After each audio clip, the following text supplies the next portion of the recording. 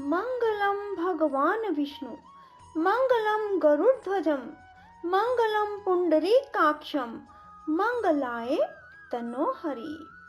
शांताकारं भुजगशयनं पद्मनाभं सुरेशं, विश्वाधारं गगनसदृशं, मेघवर्णं शुभांगं, लक्ष्मीकान्तं कमलनयनं, योगिभिर्ध्यानगम्यं, वन्दे विष्णुं भवभयहरं सर्वलोकैकनाथं। कृष्णाय वासुदेवाय हरे परमात्मने प्रणतक्लेशनाशाय गोविंदाय नमो नमः।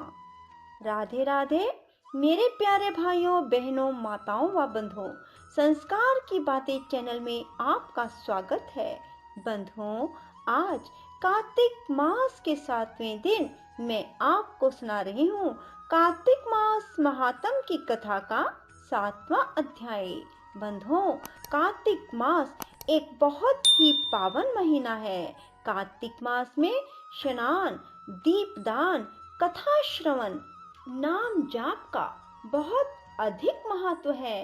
बंधुओं, कार्तिक मास में बहुत से व्रत आते हैं, जैसे कि करवा चौथ, अहोई अष्टमी का व्रत, कार्तिक के व्रत, सूर्य षष्ठी का व्रत, दिवाली का व्रत। बंधुओं, कार्तिक मास बहुत ही पावन महीना माना जाता है, क्योंकि कार्तिक मास में भगवान विष्णु की पूजा, तुलसी जी की पूजा, सूर्य भगवान की पूजा और भगवान शिव शंकर भोलेनाथ की पूजा का बहुत अधिक महत्व है।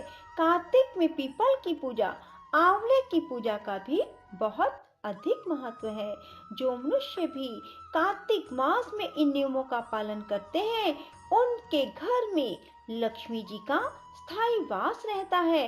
उनके जीवन से पापों का सदा के लिए नाश हो जाता है और उन्हें पूर्ण सुख की प्राप्ति होती है। जो मनुष्य भी कार्तिक मास का नियम पूर्वक पालन करते हैं।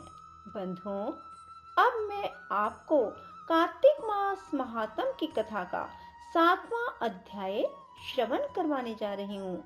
आप सब मेरे साथ मिलकर बोलिए, विष्णु भगवान की जय, कृष्ण भगवान की जय, लक्ष्मी माता की जय, शिव शंकर भोलेनाथ की जय, माँ पार्वती की जय।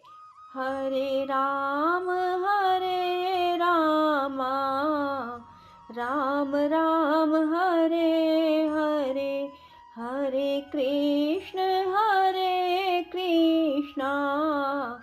कृष्ण कृष्ण हरे हरे, हरे राम राम राम हरे हरे, हरे कृष्ण कृष्ण कृष्ण हरे हरे, राम राम हरे हरे, कृष्ण कृष्ण हरे हरे। बंधुओं, कार्तिक मास में कथा श्रवण के साथ साथ थोड़े से भजन कीर्तन का भी बहुत अधिक महत्व है, इसलिए भजन कीर्तन अवश्य करें। और यह भजन कीर्तन यदि आप मंदिर में कर लेते हैं तो उसका तो पुण्य करोड़ों गुना प्राप्त होता है। नारद जी बोले, हे राजन, कार्तिक मास में व्रत करने वालों के नियम सुनिए। यह मैं आपको संक्षेप में बताता हूँ। जो मनुष्य कार्तिक मास का व्रत करता हो, वह सब तरह के आमिष, मांस, उर्द, राई, खटाई, मादक वस्तुओं का प्रयोग ना करे। यह व्रत करने वाले दूसरों का अन्न ग्रहण ना करे, किसी से द्वेष ना करे, तीर्थ के अतिरिक्त अन्य कोई यात्रा ना करे, देवता, वेद, ब्राह्मण, गौ, वर्ती, नारी, राजा, गुरुजनों की निंदा ना करें। यह व्रत करने वाला दाल, तिल, पकवान व क्रय किया हुआ भोजन ग्रहण करें, अर्थात अपने आय से खरीदा हुआ भोजन ही ग्रहण करें, दूसरों का अन्न ग्रहण ना करें, किसी की चुगली निंदा ना करें, बकरी, गाय, भैंस के अतिरिक्त अन्य किसी पशु का दूध कभी भी प्रयोग में ना लाएं, तांबे के बर्तन में रखा हुआ पंचगव्य बहुत छोटे घड़े का पानी केवल अपने लिए ही पका हुआ अन्न प्रयोग करें। कार्तिक मास के व्रती सदा ब्रह्मचर्य में रहें, पृथ्वी पर सोएं, दिन के चौथे पहर में केवल एक बार पत्तल में भोजन करें। वह केवल नरक चतुर्दशी को तेल लगा सकते हैं, अन्य तिथियों में बिल्कुल नहीं। कार्तिक मास को व्रती मनुष्य सिंघाड़ा, प्याज, मट्ठा, गाजर, मूली इन सभी वस्तुओं को बिल्कुल प्रयोग में न लाए। लौकी, मट्ठा, काशीफल, तरबूज इन सब वस्तुओं का कार्तिक मास का व्रती बिल्कुल सेवन ना करें। मासिक धर्म वाली स्त्री से चंडाल, पापी, ब्राह्मण, द्रोही और नास्तिकों से तो बिल्कुल बातचीत ना करें। भगवान विष्णु को प्रसन्न करने के लिए अपनी शक्ति के अनुसार चंद्रायन आदि का व्रत करें और उपयुक्त नियमों का पालन करें। कार्तिक का व्रत करने वाला मनुष्य प्रतिपदा को कुम्हड़ा, द्वितीय को कटहल, तृतीया को तरुणी स्त्री, चतुर्थी को मूली, पंचमी को बेल, षष्ठी को तरबूज, सप्तमी को आंवला, अष्टमी को नारियल, नौमी को मूली, दशमी को लौकी, एकादशी को परवल, द्वादशी को बेर, त्रयोदशी को मठा, चतुर्दशी को गाजर, पूर्णिमा को शाक यह वस्तुएं प्रयोग ना करें।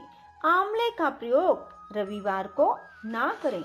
व्रती यदि इन शाकों में कोई शाक सेवन करना चाहे तो पहले ब्राह्मण को देकर खाएं। यही विधान माघ मास के व्रत के लिए भी है। देवोत्थानी एकादशी में पूर्वोक्त विधि के अनुसार नृत्य, जागरण, गायन, वादन आदि करें। इसको विधिवत करने वाले मनुष्य को देखकर यम के दूत इस प्रकार भाग जाते हैं जैसे सिंह की गर्जना से हाथी भाग जाते हैं। यह कार्तिक मास का व्रत सभी व्रतों से श्रेष्ठ है। इसके अतिरिक्त जितने भी व्रत यज्ञ हैं वह 1000 की संख्या में किए जाने पर उसकी तुलना नहीं कर सकते, क्योंकि यज्ञ करने वाले मनुष्य तो केवल स्वर्ग में जाते हैं, किंतु कार्तिक मास में व्रत करने वाला प्राणी सीधा बैकुंठ को जाता है। जिस प्रकार राजा की रक्षा उसके अंगरक्षक करते हैं, उसी तरह कार्तिक मास का व्रत करने वाले की रक्षा भगवान विष्णु की आज्ञा से इंद्र आदि देवता करते हैं। कार्तिक मास का व्रत करने वाला मनुष्य जहाँ कहीं भी रहता है वहीं पर उसकी पूजा होती है, उसका यश होता है।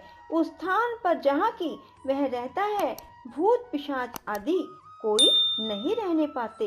मनुष्यों के पुण्यों का वर्णन श्री ब्रह्मा जी भी नहीं कर सकते। यह व्रत संपूर्ण पापों को नाश करने वाला है, पुत्र, पौत्र और धन धन्य को बढ़ाने वाला है। बोलो विष्णु भगवान की जय, लक्ष्मी माता की जय, कृष्ण भगवान की जय, राधा रानी की जय। बंधुओं, अब मैं आपको कार्तिक मास में सुनी जाने वाली तुलसी जी की कहानी श्रवण करवाऊंगी और साथ ही तुलसी विवाह का गीत श्रवण करवाऊंगी और उसके बाद कमल नेत्र श्रवण करवाऊंगी, जिसे आप ध्यान पूर्वक सुने, क्योंकि कार्तिक मास में तुलसी जी की कथा, तुलसी जी का विवाह गीत और कमल नेत्र सुनना भी बहुत अधिक आवश्यक है। तभी कार्तिक मास में पूर्ण फल की प्राप्ति होती है। श्री कृष्ण गोविंद हरे मुरारे, हे नाथ नारायण वासुदेवा। श्री कृष्ण गोविंद हरे मुरारे, हे नाथ नारायण वासुदेवा। श्री कृष्ण गोविंद हरे मुरारे, हे नाथ नारायण वासुदेवा। श्री कृष्ण गोविंद हरे मुरारे, हे नाथ नारायण वासुदेवा। श्री कृष्ण गोविंद हरे मुरारे, हे नाथ नारायण वासुदेवा। श्री कृष्ण